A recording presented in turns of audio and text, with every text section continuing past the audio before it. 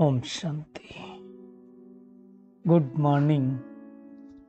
साकार मुरली 1 जुलाई 2024। बाबा का मीठा मीठा लेटर हम मीठे मीठे बच्चों के मीठे मंथन के लिए। मंथन शुरू करने से पहले पवित्रता के सागर शिव बाबा की पवित्र किरणों के नीचे बैठ जाते हैं और अनुभव करते हैं कि मैं पवित्र स्वरूप आत्मा हूँ, पवित्रता के सागर की संतान हूँ। आज की साकार मुरली में बाबा ने संपूर्ण पवित्रता की बात की है। बाबा ने कहा अगर वापस आपको घर जाना है, घर तो जाना ही है हमको, तो संपूर्ण पवित्रता किसे कहते हैं उसकी गहराई में हम जाएंगे।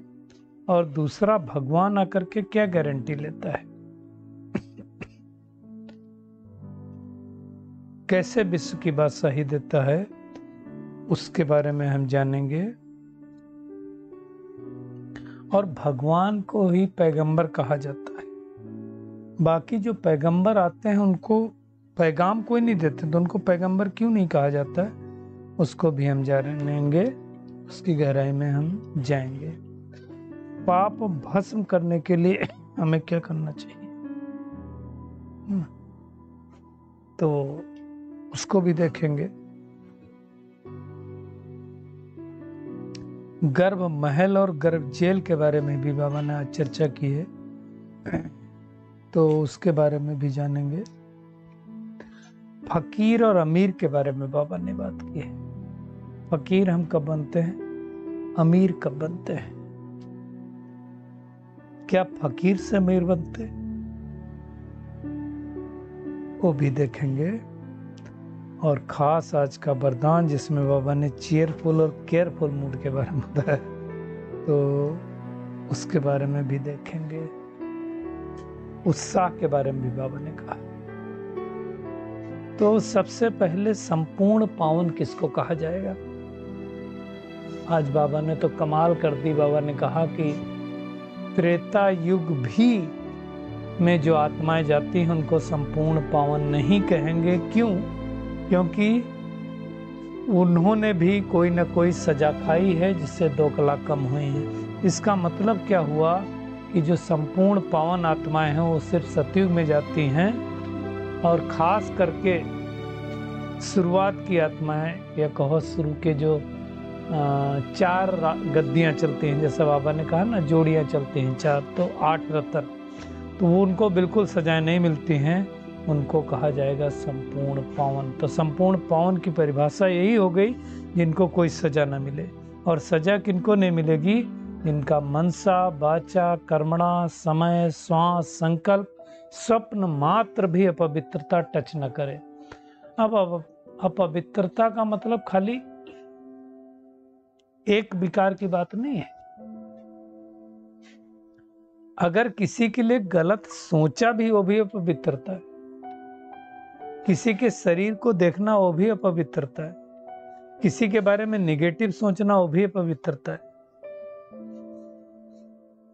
व्यर्थ सोचना भी अपवित्रता है, यहां तक बाबा ने कहा हुआ है ना।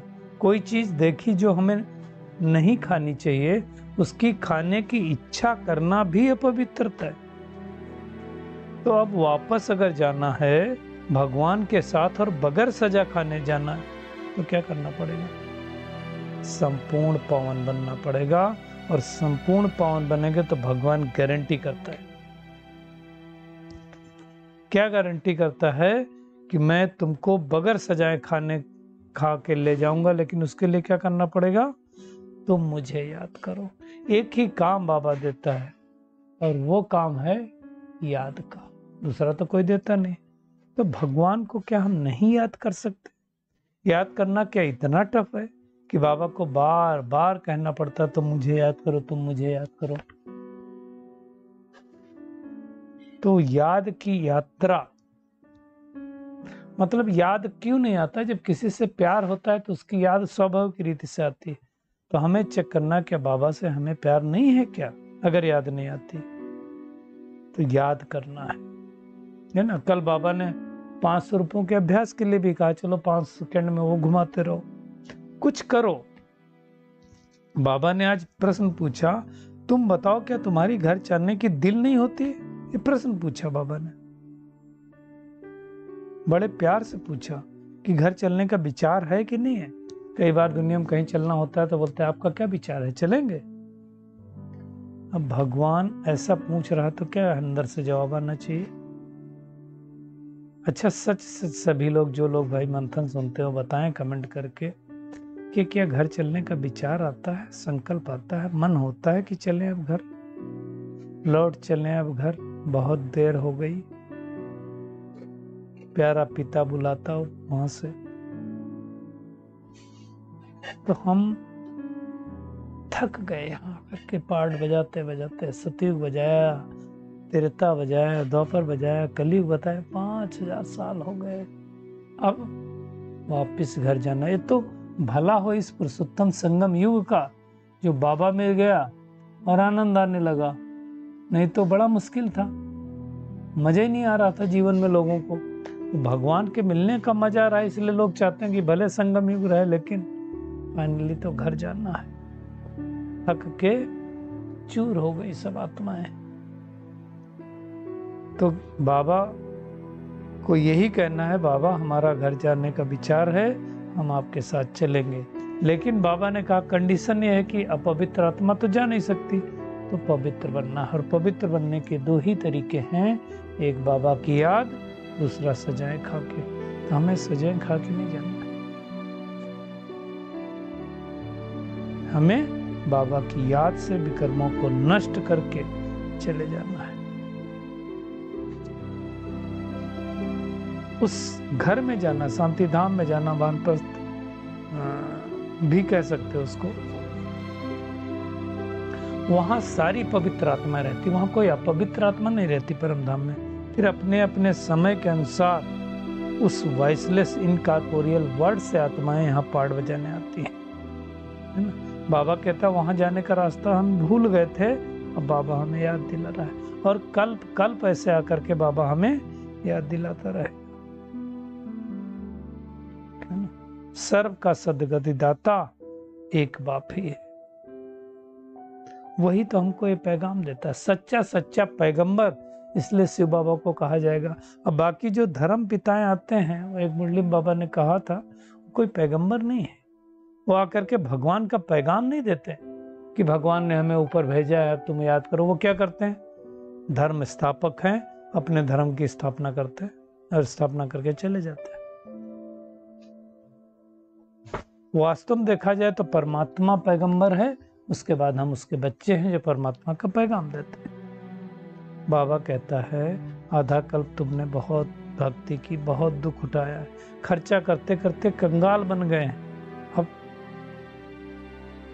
फिर से याद करके सतो प्रधान बने। बाबा कहता है घर चलना है और नहीं चलना है? तो सभी बच्चे कहते हैं हाँ बाबा जाना तो जरूर है। जाना है तो क्या करना पड़ेगा, स्वयं को प्यूरिफाई करना पड़ेगा। फिर हम वहां से नई दुनिया में पाठ बजाने के लिए आएंगे, और ऐसी दुनिया में आएंगे जहां सब कुछ होगा, सुख होगा, शांति होगी, समृद्धि होगी, बहुत छोटी दुनिया होगी। अभी देखो 850 करोड़ है, और नई दुनिया की शुरुआत में 9 लाख होंगे, तो इतनी सब आत्माएं जाने वाली तो है ही है ना, वापस तो जाना ही है सबको। अब ये दुनिया कम कैसे होगी, तो बाबा ने कहा एक तो एटम बम्स के द्वारा, दूसरा एटम बम्स कहो, मिसाइल्स कहो, जो भी कहो उसके द्वारा होगा। मतलब ये जो भी साइंस के साधन बनाए हैं, दुनिया बम बनाए हैं, इन विनाश के द्वारा होगा। दूसरा क्या होगा, आपका प्रकृति के 5 तत्वों के द्वारा भी परिवर्तन होने वाला है। और तीसरा ग्रह युद्ध के द्वारा इस सृष्टि का परिवर्तन होगा।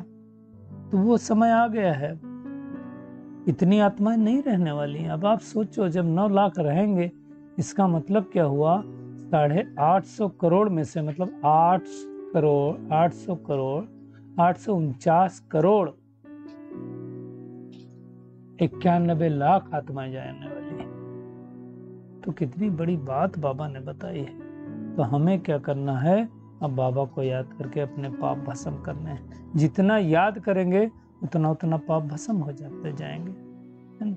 बाबा कहता अभी तो तुम जान गए हो, स्वास्थ्य के बारे में भी बाबा ने बता दिया है। सतयुग, त्रेता, द्वापर, कलयुग और अब है पुरुषोत्तम संगम युग। तो ये खेल पूरा हुआ, तो अब वापस हमें जाना है ना। बाबा कहता है तुम सबको समझाओ लक्ष्मी नारायण का राज्य कैसे था, राम सीता का राज्य कैसे था, फिर और धर्म कैसे आए। ये सारी बातें बता करके बाबा का परिचय दे दो। बाबा कहता है कि अब बहुत गई थोड़ी रही, थोड़ी में भी थोड़ी।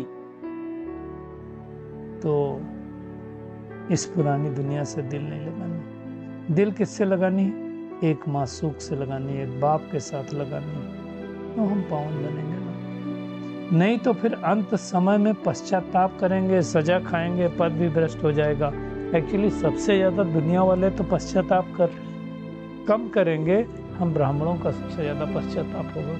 अगर हमने पुरुषार्थ नहीं किया तो बहुत पछताना पड़ेगा, और वो पछताना बहुत दुखदायी होगा, क्योंकि हमें तो भगवान का परिचय भी मिल गया है, जान भी गए, आ चुका है, सृष्टि बदलने का भी पता चल गया, फिर भी हमने अहो माया पुरुषार्थ नहीं किया, तो फिर पछताना पड़ेगा। तो ऐसी पछताने की नौबत न आए, वो हम सबको ध्यान देना। बाबा ने कहा मैं ले तो तुम सबको ही जाऊंगा। फर्क क्या होगा? जो जितना पुरुषार्थ करेगा उतना उच्च पद पाएगा। तो चेक करें हम आत्माएं कितना पुरुषार्थ कर रही हैं। भगवान गारंटी ले रहा है ना, मुझे याद करो तो मैं तुम्हें बगैर सजा खाए घर ले जाऊंगा। अब इससे बड़ी गारंटी और क्या हो सकती है ना। और हर 5000 वर्ष के बाद आकर के बाबा यही बातें तो समझाता है। आज बाबा ने स्पष्ट रूप से कहा जो पीछे आते हैं वो सजा खाकर जाते हैं, इसलिए फिर आते ऐसी दुनिया में हैं जहां 2 कलाएं कम हो जाती हैं, और से ज्यादा सजाएं खा के जाते हैं। तो फिर द्वापर युग में आएंगे, फिर कलयुग में आएंगे, कोई तो अभी भी आएगा, है ना। तो हमें अपने पुरुषार्थ को चेक करना है।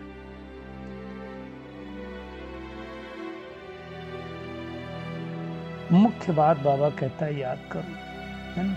बाकी तो सारा बाबा ने ज्ञान दे दिया। बाबा ने कहा भक्ति में तो कर्ण रस है, कोई परिवर्तन नहीं होता। और वास्तव में देखा जाए तो कोई परिवर्तन करने के लिए करता नहीं है। कोई मंदिर जाता है, मस्जिद जाए, गुरुद्वारा जाए, मेडिटेशन में भी बहुत सारे लोग आते हैं। क्या रियल में हम अपने परिवर्तन करने के लिए जाते हैं संस्कारों को? अगर जाते हैं तो फिर परिवर्तन क्यों नहीं हो रहे हैं? मेरा चाल चलन क्यों नहीं सुधर रही है? अगर मैं होमवर्क कर रहा हूं तो सुधरनी चाहिए है ना। बाबा ने आज ये भी कहा वहां रोने पीटने की बात नहीं होती सतयुग में। वहां तो खुशी से अपना शरीर छोड़ करके दूसरी जगह जाके जन्म लेते हैं।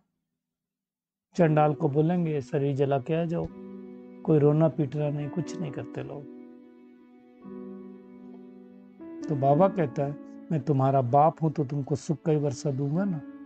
क्या अंतिम जन्म में तुम याद नहीं कर सकते? एक्चुअली घर जाते हैं तो फिर भूल जाते हैं। बाबा ने कहा इस एक जन्म में पवित्र रहने से तुम्हें 21 जन्मों का विश्व का मालिक बनने का वर्षा मिलेगा।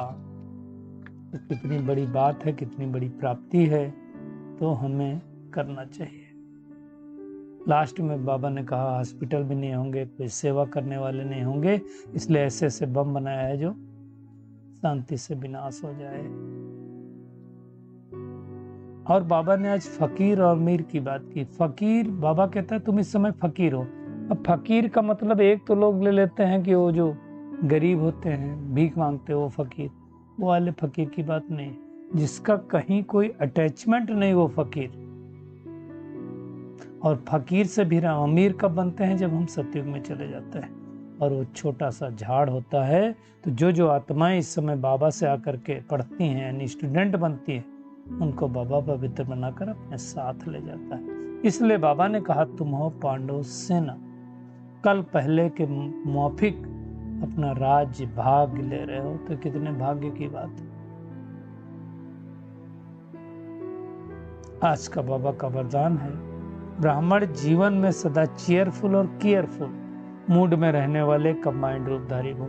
केयरफुल किसको कहा जाता है? जो हमेशा हर्षित रहता है, हर्षित मुख।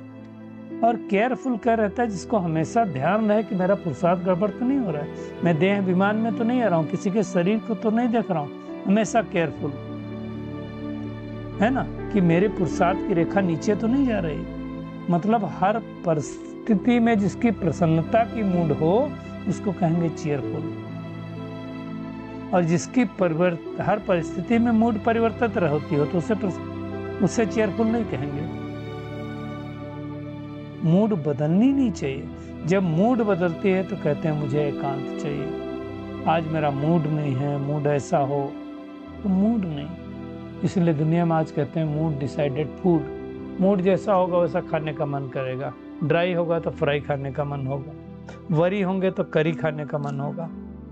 तो ऐसे ही होता है, उदास होंगे तो मीठा खाने का मन होगा। ये सारी चीजें बताते हैं। तो हमें क्या करना है? मूड बदली नहीं होना है, और उसके लिए क्या करो? बाबा के साथ कंबाइंड स्वरूप में स्थित रहो।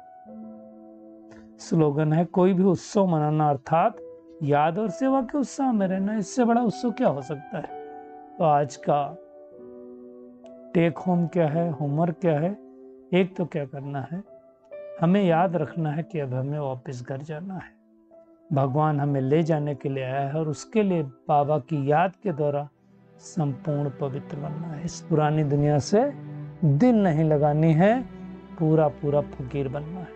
तभी हम बाबा के प्यारे बन सकते हैं, और इस ब्राह्मण जीवन में चीयरफुल और केयरफुल मूड में रहना है, और उसके लिए कंबाइंड स्वरूपधारी बनना है। अच्छा, शुक्रिया मीठे प्यारे बाप दादा, शुक्रिया आप सभी का इस मीठे मंथन के लिए। अच्छा, ओम शांति।